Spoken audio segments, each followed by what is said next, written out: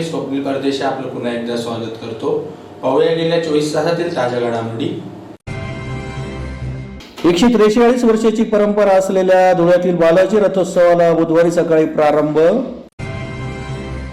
बिबट्याचा बंदोबस्त करून वन विभागाच्या अधिकाऱ्यांना निलंबित करण्याची मागणी। सत्यशोधक ग्रामीण कष्टकरी सभेतर्फे विविध मागण्यांसाठी काढण्यात आला मोर्चा। महाराष्ट्र राज्य आरोग्य खाते कंत्राटी नर्सेस युनियन तर्फे एक दिवसीय लाक्षणिक धरणे आंदोलन। दादासाहेब शिंदकर नागरी सहकारी पतसंस्थेच्या कर्ज वितरणास दसऱ्याच्या मुहूर्तावर प्रारंभ। आणि छडवेलक महसूल मंडळामधील गावांचा साक्री तहसीलमध्ये समावेश करण्याची मागणी। आता बातमीपत्र विस्ताराने। 143 वर्षांची परंपरा असलेल्या धुळ्यातील बालाजी रथोत्सवाला बुधवारी सकाळी 11 वाजता अग्रवाल परिवारातर्फे आरती करून सुरुवात करण्यात आली। 143 वर्षांची परंपरा असलेल्या धुळ्यातील बालाजी रथोत्सवाला बुधवारी खोल गल्लीतील बालाजी मंदिर येथून सकाळी 11 वाजता व्यंकटरमण्णा गोविंदाच्या जयघोषात सुरुवात करण्यात आली। अग्रवाल परिवारातील कमलनयन बाबूलाल अग्रवाल व मंगला अग्रवाल यांच्यासह परिवारातर्फे आरती करून रथोत्सवाला प्रारंभ करण्यात आला। भगवान बालाजीचा रथ lucky medical, Chaini road, Sanman lodge, Lokare medical, Agra road, Pachkandil शहर पोलीस चौकी, कराचीवाला खुंट, पुलवाला चौक, महात्मा गांधी पुतळा, नगरपट्टी, गल्ली नंबर 6, राणा प्रताप चौक, भगवा चौक, गल्ली नंबर 4, श्रीराम मेडिकल, सीमा हँडलूम मार्गे निघून पुन्हा बालाजी मंदिराजवळ येणार आहे। धुळे शहरातून निघणाऱ्या भगवान बालाजींच्या रथाचे हे 144वे वर्ष असून या रथावरील श्री बालाजीची मूर्ती कै विष्णुप्रसादजी काकड यांच्या आजोबा कै रामनारायणजी महाराज यांनी आणली होती। कै रामनारायणजी महाराज यांच्या स्वप्नात श्री बालाजी भगवान यांनी येऊन त्यांना साक्षात्कार दिला की ही मूर्ती कोकणातील रत्नागिरी येथून 5 पिंपळा जवळील विहिरीमध्ये आहे असे सांगितले। त्यानुसार कै रामनारायणजी महाराज यांनी ती मूर्ती धुळे येथे आणून प्राणप्रतिष्ठा करून बसवली। तसेच रथाकरिता राजस्थान येथून उत्तम कारागीर आणून बाबूलाल बाळाराम अग्रवाल यांनी रथाची स्थापना केली व त्या रथात मूर्ती बसवून रथोत्सवाची सुरुवात केली। तेव्हापासून आजपर्यंत प्रथम आरतीचा मान बाबूलाल बालाश्रम अग्रवाल यांच्यानंतर त्यांचे वारसदार हेच प्रामुख्याने प्रथम आरती करतात। त्यानंतर रथोत्सव सुरू होतो। रथोत्सवानिमित्त नवरात्रीचे संपूर्ण 11 दिवस ते रोज बालाजीचे वहन निघतात। त्यांच्या सायंकाळी 7:30 वाजता व मोठ्या रथाच्या दिवशी पहिल्या आरतीचा मान अग्रवाल परिवारांना दिला जातो। धुळे शहराला अग्रवाल परिवारांनी मोठी संस्कृती दिली असून त्यामुळे एक मोठ्या उत्सवाची परंपरा चालू आहे। रथोत्सवामुळे सकाळपासून गल्ली नंबर 4ला जत्रेचे स्वरूप आले होते। अनेकांनी रस्त्यावर भव्य रांगोळ्या काढत रथाचे स्वागत केले तर ठिकठिकाणी श्री भगवान बालाजींच्या रथावर पुष्पवृष्टी झाली। यावेळी रथ ओढण्यासाठी अनेक भाविक पुढे आले। रथाच्या मार्गावर अनेक सामाजिक संघटना आणि दानशूरांनी प्रसाद वाटप केला। बालाजी रथोत्सवासाठी पोलीस बंदोबस्त तैनात करण्यात आला होता। आझादनगर पोलीस ठाण्याचे पोलीस निरीक्षक नितीन देशमुख, पोलीस नाईक मुक्तान मनसुरी आपल्या फौजफाट्यासह उपस्थित होते। आमची 4थी पिढी आहे। त्यांच्या स्वप्नात आले भगवंत बालाजी व त्यांनी सांगितले की मला तू अशा माणसाच्या विहिरीत मी आहे, तू मला काढून घेऊन ये। तर ते आमचे आजोबा भगवंतांना घ्यायला तिथे गेले तर त्यांनी त्यांना येड्यात काढून परत पाठवून दिलं। त्यानंतर भगवंत त्यांच्या परत स्वप्नात गेले की तू या माणसाला या मूर्त्या काढू दे व त्यांना देऊन दे। तदनंतर भगवंताने सांगितलं अगर तू त्यांना मूर्त्या नाही दिल्या तर मी तुझा सर्वनाश करून टाकेल। तदनंतर आमचे आजोबा भगवंतांना घ्यायला तिथे गेले आणि 144 वर्षापूर्वी पहिले तर गाड्या घोड्यांच्या व्यवस्था नव्हता तर बैलगाडीमध्ये भगवान बालाजींचे धुळ्यात आगमन झाले। तदनंतर 144 वर्षापासून भगवंत बालाजीची रथयात्रा संपन्न होत असते। रथयात्रेत तमाम भाविकांचे सहकार्य धुळे जिल्ह्यातील तमाम भाविकांचे सहकार्य लागत असते। भगवंत बालाजींचा 12 दिवस अभिषेक असतो। भगवान बालाजीची रथाची प्रथम भगवंत बालाजींचा अभिषेक असून गरुड स्तंभाचे पूजन होऊन रथाचे पूजन होऊन भगवान बालाजी रथावर विराजमान होत असतात। धुळ्यातील श्री काकडा परिवाराचे हे खाजगी संस्थान असून तमाम धुळेकरांचे तसेच तमाम बंधू भगिनींचे सहकार्य या कार्यक्रमाला लागत असतात। सहस्त्रपूजा लागल्यानंतरच धुळ्याचा रथ संपन्न होत असतो। धुळे तालुक्यातील बोरकुंड परिसरात जीवितहानी करणाऱ्या बिबट्याचा तात्काळ बंदोबस्त करावा तसेच या घटनेकडे दुर्लक्ष करणाऱ्या वन विभागाच्या अधिकाऱ्यांवर निलंबनाची कारवाई करावी अशी मागणी जिल्हा परिषद सदस्य शालिनी बदाने व ग्रामस्थांतर्फे जिल्हाधिकाऱ्यांना निवेदनाद्वारे करण्यात आली आहे। धुळे तालुक्यातील बोरकुंड परिसरात जीवितहानी करणाऱ्या बिबट्याचा तात्काळ बंदोबस्त करावा, तसेच या घटनेकडे दुर्लक्ष करणाऱ्या वन विभागाच्या अधिकाऱ्यांवर निलंबनाची कारवाई करावी अशी मागणी जिल्हा परिषद सदस्य शालिनी वधाने यांच्यासह नागरिकांतर्फे जिल्हाधिकाऱ्यांना निवेदनाद्वारे करण्यात आली आहे। निवेदनात म्हटले आहे की बोरकुंड, रतनपुरा, ओरपडे, नंदळे बुद्रुक ग्रामस्थांच्या वतीने आपणास निवेदन देण्यात येते की आमच्या शिवारात मंगळवार दिनांक 24/10/2023 रोजी अत्यंत दुःखद घटना घडली। आमच्या बोरकुंड गावातील चिरंजीव स्वामी दीपक रोकडे वय 5 वर्ष बिबट्याच्या हल्ल्याने मृत्यू पावला आहे। तरी बोरी परिसरातील लगोपाठ ही दुसरी घटना आहे।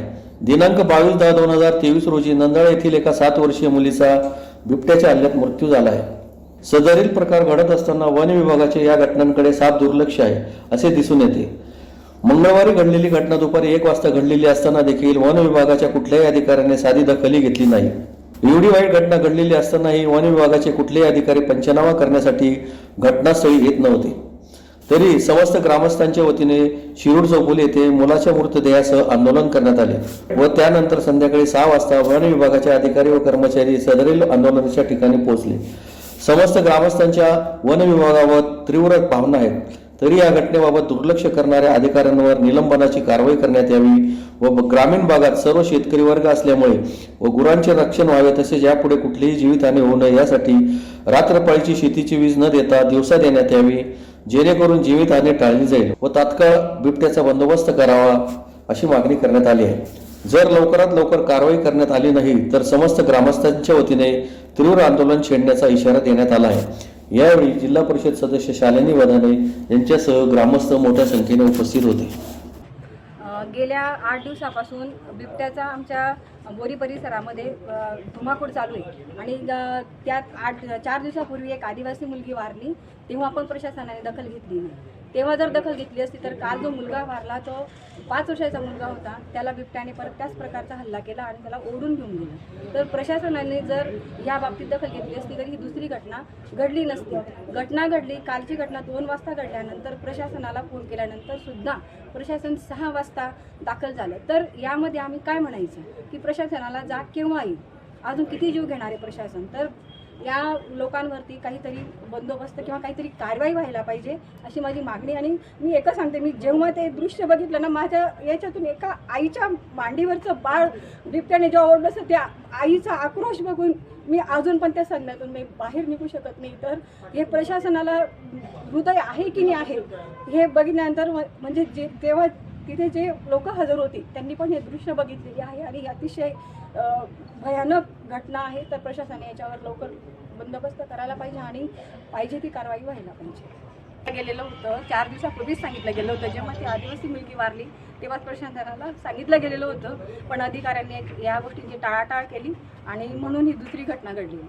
धुळे जिल्ह्यात दाखल बंद दाव्यांची अंमलबजावणी करावी, धुळे तालुक्यात दुष्काळ जाहीर करावा यासह विविध मागण्यांसाठी सत्यशोधक ग्रामीण कष्टकरी सभेतर्फे धुळे शहरात मोर्चा काढून प्रांताधिकारी यांना निवेदन देण्यात आले।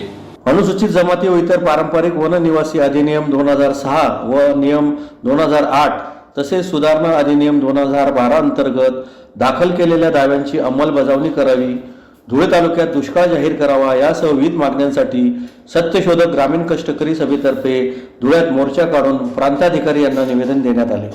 निवेदनात म्हटले आहे की केंद्र शासनाने अनुसूचित जमाती व इतर पारंपरिक वन निवासी अधिनियम 2006 व नियम 2008 कायदा झाला। या कायद्यानुसार धुळे जिल्ह्यात हजारो वन दावे दाखल केले आहेत। त्या दाव्यांवर निर्णय घेताना 13 पुराव्यांपैकी केवळ 2 पुरावे ग्राह्य धरून सदरील दावा मंजूर करण्याचे स्पष्ट उल्लेख असताना वन खाते व महसूल खात्याच्या आडमोठे धोरणामुळे वन जमिनीवर उदरनिर्वाह करणाऱ्या दावेदारांचे दावे नाकारले जात आहे। या संदर्भात शासनाने 20 नोव्हेंबर 2010, 11 नोव्हेंबर 2016, 11 मे 2018, 28 डिसेंबर 2018 असे शासन परिपत्रक निर्णय काढून वन हक्क दाव्यांचा निर्णय घेण्याच्या स्पष्ट सूचना देण्यात आलेल्या आहेत। आम्ही आपल्या कार्यालयावर अनेक वेळा बैठका मोर्चाद्वारे सदरील समस्यांचे निराकरण करण्यासाठी आलेलो होतो। त्यातच दिनांक 13/9/2019 व 1/2/2022 रोजी मोर्चा काढून आपल्या कार्यालयात विविध प्रश्नांची चर्चा होऊन निर्णय घेण्याचे ठरवण्यात आले। परंतु सदर बैठकीमध्ये चर्चेअंती मान्य झालेल्या एकही निर्णयाची अंमलबजावणी उपविभागीय समितीच्या स्तरावरून झालेली नाही। धुळे तालुक्यातील गेल्या 10 वर्षापूर्वी हजारो दावे दाखल केलेले आहेत। त्या दाव्यांच्या बाबतीत 20 नोव्हेंबर 2010च्या परिपत्रकानुसार जमिनीची स्थळ पाणी तसेच वन हक्क कायदा कलम 6 क नुसार GPS मोजणी करणे आवश्यक असतानाही वारंवार मागणी करूनही जमिनीची मोजणी झालेली नाही. उलट कोरोना काळापासून वन हक्क दावेदारांना अपात्रतेच्या नोटिसा देऊन सबळ पुराव्यांची मागणी केली जात आहे. तसेच वन विभागाने प्रपत्र जोडलेले आहे. त्या आधारे वन हक्क दावेदारांचे दावे नाकारले जात आहे. हे वरील कायदा शासन निर्णयाची पायमल्ली करण्याचे काम केले आहे. महाराष्ट्रात सध्या काही ठिकाणी अतिवृष्टी तर काही ठिकाणी अपुऱ्या पावसाने शेतकऱ्यांच्या पिकांचे मोठ्या प्रमाणात नुकसान झालेले आहे. त्यातच धुळे, साक्री व धुळे तालुक्यातील अनियमित व अपुऱ्या पावसाने शेतकऱ्यांच्या पिकांचे नुकसान झालेले आहे. त्यामुळे शेतकऱ्यांच्या आत्महत्या वाढू नये यासाठी शासनाने त्वरित उपाययोजना करणे आवश्यक आहे. तसेच धुळे व साक्री तालुक्यात आदिवासी शेतकऱ्यांच्या उभ्या पिकांमध्ये वन विभागामार्फत मेंढपाळ बेकायदेशीरपणे मेंढ्या घालून आदिवासींना मारहाण करणे, झोपड्या पिके उद्ध्वस्त करणे सर्रासपणे चालू आहे. त्याचा त्वरित बंदोबस्त करण्यात यावा अशा विविध प्रश्न मागण्यांसाठी सदर मोर्चा काढण्यात आला आहे. यावेळी किशोर डमाले, सुभाष काकुस्ते, मनसाराम पवार, सुरेश मोरे, हिरामण ठाकरे, अशफाक कुरेशी, रतन सोनवणे, प्रमिला पवार, शांताराम पवार, प्रकाश सोनवणे, काळू सोनवणे, राजू मोरे, शिवाजी मोरे, यशोदा मोरे, येनुबाई ऐरे, लताबाई सोनवणे, विक्रम गावित, यशवंत मालचे, रामलाल गवळी, वंजी गायकवाड, राकेश भोसले आदी उपस्थित होते. तर ते त्यामुळे तुम्ही हे जे क्रायटेरिया म्हणताय त्या पद्धतीनं ते होणार नाही. स्पेसिफिक आम्हाला असं म्हणायचं आहे की तुम्ही वन हक्क दावेदारांचा 2018चा GR आहे आणि त्या GR मध्ये स्पष्टपणे नमूद करण्यात आलेलं होतं की सर्व वन हक्क दावेदारांना त्यांनी दावे दाखल केले कॉपी आहे का? ही मागणी केली महाराष्ट्रात पहिल्यांदा आणि त्या मागणीची दखल घेऊन सरकारने तशा पद्धतीचा GR काढला. त्या GR नुसार आम्हाला कन्नड पासून ते नवापूर पर्यंत या 5ही जिल्ह्यांमध्ये अनेक ठिकाणी व्यवस्थित नुकसान भरपाई मिळाली. पण मूळ मागणी ज्या साक्री तालुक्याने केली होती त्या साक्री तालुक्याला तर अजून मिळालेली नाही. ती एक गोष्ट आहे. तर त्यावेळेचा जो GR होता तो अंडरलाईन करून तुम्ही शासनाला वन हक्क दावेदारांची यादी पूर्ण पाठवायला पाहिजे. त्यांचं नुकसान झालेलं आहे हे नमूद करायला पाहिजे आणि 2018च्या GR प्रमाणेच यांचा विचार व्हावा असं पत्र आपण स्पष्टपणे द्यायला पाहिजे. 100% आम्हाला काही हरकत नाही. मला तो एकदा नंदुरबारला मिळाली, सटाण्याला मिळाली, साखरेला नाही, कन्नडला मिळाली, मालेगावला मिळाली, चांदवडला मिळाली, चाळीसगावला मिळाली. सर्वांची GPS मोजणी झालेली आहे. GPS मला एक सांगा, मध्ये अशा पद्धतीचे नुकसान भरपाई मिळाली लोकांना आणि साक्री तालुक्याला मिळाली नाही.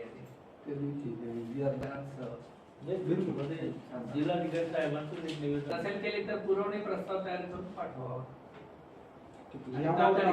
राष्ट्रीय आरोग्य अभियान अंतर्गत कंत्राटी नर्सेस तसेच शहरी व ग्रामीण भागात विविध विभागात कार्यरत कंत्राटी कर्मचाऱ्यांचे रिक्त पदांवर समायोजन करावे या मागणीसाठी महाराष्ट्र राज्य आरोग्य खाते कंत्राटी नर्सेस युनियन तर्फे क्युमाइन क्लब समोर लाक्षणिक आंदोलन करण्यात आले.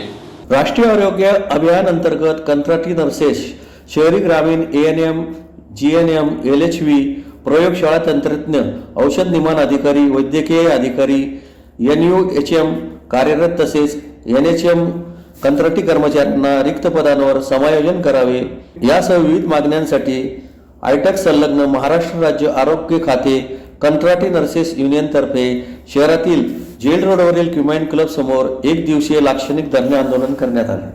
नियमित आरोग्य सेविका व अधिपरिचारिका, औषध निर्माण अधिकारी, शहरी व ग्रामीण यांच्या रिक्त पदावर NHM व NUHM अंतर्गत आरोग्य सेवा देणाऱ्या कंत्राटी कर्मचाऱ्यांना वयाची अट शिथिल करून शासन सेवेत समायोजन करण्यात यावे. नंतरच जाहिरात देऊन जागा भरण्यात याव्यात. जोपर्यंत समायोजन होत नाही तोपर्यंत समान वेतन लागू करण्यात यावे. औरंगाबाद उच्च न्यायालयाने दिलेल्या आदेशाप्रमाणे NHM कंत्राटी कर्मचाऱ्यांना रिक्त पदावर सामावून घेण्यात यावे. वाढत्या महागाईनुसार कंत्राटी ANM व GNM इतर कर्मचाऱ्यांना वेतनवाढ करण्यात यावी. NHM कंत्राटी कर्मचाऱ्यांसाठी एकदाच बदली धोरण तयार करण्यात यावे आदी मागण्या या आंदोलनाद्वारे करण्यात आल्या आहे. या आंदोलनात कंत्राटी युनियनच्या जिल्हाध्यक्षा रेश्मा कोकणे, आयटकचे जिल्हाध्यक्ष वसंतराव पाटील, मंगला शेवाळे, वासंती पगार, अक्का बैरम, सुवर्णा बोरसे, उषा चव्हाण, वैशाली वंदे, अनिता गवळी, प्रतिभा राऊत, नामी गावित, भारती शिंदे, सुनंदा गावित, आदी सहभागी झाले होते. आम्ही गेले 17-18 वर्षापासून कंत्राटी याच्यावर काम करतोय. आम्हाला तुटपुंज्या मानधनावर काम करावं लागतंय आणि एवढ्या अडचणींना मात देऊन सुद्धा आम्ही काम करतोय. कोरोना काळामध्ये बी आम्ही जीवाकडे न बघता, आमच्या परिवाराकडे न बघता आम्ही जीवा तोडून काम केलं. गव्हर्नमेंटने आमची याची दखल घेतली नाही. सरकारने आमची दखल घेतली पाहिजे. काय मागण्या तुमच्या? आमच्या मागण्या आहेत की आम्हाला कायमस्वरूपी करावं, त्यांनी आमचं समायोजन करावं. ज्या रिक्त पद आहेत तिथं आणि त्यांनी आमचं समायोजन करावं आणि इतर लोकांप्रमाणे आमचं पण समजून घ्यावं. आम्ही बी लहान लहान पोरं सोडून कामं करतो. आज रात्र पार्टी डिलेवऱ्या करतो, सगळं काही कामं करतो. आता कोरोनापासून खूप कामं वाढलेले आहेत आणि ऑनलाईनचे कामंसुद्धा आम्ही करतो. एक परमनंट सिस्टर काम करते, त्याच्या दुप्पट आम्ही कामं करतो. एका वेळेस आम्ही 2-2 चार्जेस सुद्धा सांभाळून कामं करतो. आणखी काही मागण्या? आणखी आमचं समायोजन होत नाही तोपर्यंत आम्हाला समान काम समान वेतन तरी द्यावं शासनाने. जिल्हा अधिकारी त्या मागणीसाठी आज आम्ही इथं 1 दिवस धरणे आंदोलन करत आहोत आणि आमच्या मागण्या मान्य नाही झाल्या तर आम्ही 30 तारखेला आझाद मैदान मंत्रालयासमोर मुंबईला जाणार आहोत. दसऱ्याच्या शुभमुहूर्तावर धुळे येथील दादासाहेब वामन विष्णू शिनकर नागरी सहकारी पतपेढीचा कर्ज वितरणाचा शुभारंभ माजी आमदार राजवर्धन कदमबांडे यांच्या प्रमुख उपस्थितीत संपन्न झाला. दादासाहेब वामन विष्णू शिनकर नागरी सहकारी पतपेढीचा कर्ज वितरण समारंभ दसऱ्याच्या शुभ मुहूर्तावर माजी आमदार राजवर्धन कदमबांडे यांच्या प्रमुख उपस्थितीत संपन्न झाला. प्रमुख अतिथी माजी आमदार राजवर्धन कदमबांडे व मान्यवरांच्या हस्ते दीप प्रज्वलन करून कार्यक्रमास सुरुवात करण्यात आली. प्रमुख अतिथींचा सत्कार समारंभाचा कार्यक्रमही यावेळी संपन्न झाला. प्रास्ताविकात चेअरमन उदय शिनकर यांनी पतसंस्थेच्या प्रगतीबाबत माहिती दिली. त्यानंतर कर्ज वितरणाचा कार्यक्रम संपन्न झाला. या प्रसंगी चेअरमन उदय शिनकर, माजी आमदार राजवर्धन कदमबांडे, महापौर प्रतिभा चौधरी, मनोज चौधरी, हर्षवर्धन दैते, सुनील नेरकर, अशोक सोंजे, संजय शर्मा, कपूरचंद बाविस्कर, सुचिता बहाळकर, जयप्रकाश महाले, नरेंद्र पिंगळे, अरुण अमृतकर, अजित सिंह राजपूत, जितेंद्र तलवारे, आनंद सूर्यवंशी, डॉक्टर अभय शिनकर, विजय देवरे आदी उपस्थित होते. त्या मुहूर्तावर असत्यावर सत्याचा विजय या प्रथेप्रमाणे दादासाहेब शिनकर पत संस्था परत कर्ज वाटपाचा आज कार्यक्रम झालेला आहे आणि कर्ज वाटपला आपण सुरू केलेलं आहे आणि पूर्वी ज्या पद्धतीने कार्य झालं होतं त्याच्याहून जास्त जोमाने कार्य आता नवीन करण्याचा निर्धार सर्व संचालक मंडळाने केलेला आहे आणि आपण कर्जाचे व्याजदर 13% ठेवलेले आहे. आज जर कॉम्पिटिशनमध्ये तुम्ही सर्व पतसंस्था पाहिली तर आपण आपला व्याजदर सगळ्यात कमी ठेवलेला आहे. आपल्या कर्जदाराला कर्जाचा आणि व्याजाचा बोजा पडायला नको. सर्वसामान्य कर्जदाराला इझिली कर्ज उपलब्ध व्हायला पाहिजे. ज्या प्रायव्हेट बँका पर्सनल लोनच्या नावाखाली 18%, 20%, 24% घेतात आणि क्रेडिट कार्डच्या नावाखाली जास्त व्याजदर घेतात तर त्या ग्राहकांना कुठेतरी आधार मिळावा म्हणून आपण पतसंस्था परत सुरू केलेलं आहे. आज कर्ज वाटप सुरू केलेलं आहे आणि जी संस्थेची राजू आप्पा शिनकर, दादासाहेब शिनकरांची संकल्पना ती आपण राबवणार आहे. अजून जर आपण 9% ठेवलेला आहे. कर्जाचं व्याजदर 13%. दोघांना आपल्याला रिस्पॉन्स अतिशय चांगला मिळतो आहे आणि सर्व धुळेकरांचा मी आभारी आहे. सर्व धुळेकर जनतेचा, सर्व पत्रकार बांधवांचाही आभारी आहे. आपण आता या वर्षापासून कर्ज वाटपाला सुरुवात केलेली आहे. पतसंस्थेची परिस्थिती अतिशय स्ट्रॉंग आणि चांगल्या पद्धतीची आहे. आज आपलं लोकांकडे अजूनही आपले 4-4.5 कोटी रुपये घेणं आहे. रिझर्व्ह फंड म्हणून आपल्या DDC बँकेकडे 1,15,00,000 रुपये जमा आहे. बँक ऑफ बरोडा, बाकी बँकांमध्ये आपले 40 ते 45 लाख रुपये आज आपले जमा आहेत. आपल्या संस्थेच्या इमारती आणि जे सगळं जर आपण टोटल कॅल्क्युलेशन केलं तर आपल्याला लोकांकडे घेणं आपलं जो 10 करोडच्या आसपास आहे आणि आपल्याकडे जे डिपॉझिट आहे ते 1,32,00,000 रुपये. काही आव्हान करायचं असेल? आव्हान काय करायचं तेव्हा पण आम्ही असं ठरवलं संचालक मंडळाने की कोणाचे डिपॉझिट सुद्धा जास्त घ्यायचे नाही. एका जणाची डिपॉझिट आम्ही फक्त 1 लाख रुपये घेणार आहोत. तुम्हाला जर असं वाटतं धुळे शहराच्या प्रगतीसाठी द्यायचं तर जरूर पतसंस्थेत ठेव ठेवा. पतसंस्थेच्या प्रत्येक ठेवीचा जबाबदारी माझी स्वतःची वैयक्तिक असेल. साक्री तालुक्यातील छडवेलक महसूल मंडळामधील गावांचा पिंपळनेर अप्पर तहसीलऐवजी साक्री तहसीलमध्ये समावेश करावा या मागणीसाठी आमखेल ग्रामपंचायत व ग्रामस्थांतर्फे जिल्हाधिकारी कार्यालयासमोर निदर्शने करून निवेदन देण्यात आले।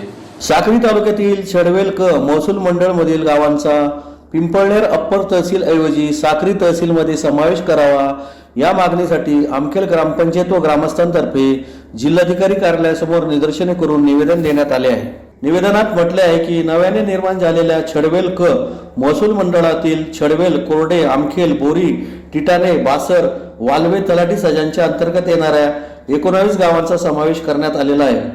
सदर गावे यापूर्वी ब्राह्मणवेल मंडळात होती। जुन्या महसूल मंडळाच्या आधारावर पिंपळनेर अप्पर तहसील कार्यालयास वरील गावे जोडली गेली आहेत। वरील सर्व गावांच्या बाबतीत दोन्ही तहसीलच्या तांत्रिक दृष्टीने विचार करता सर्व बाबतीत तफावत आढळून येते।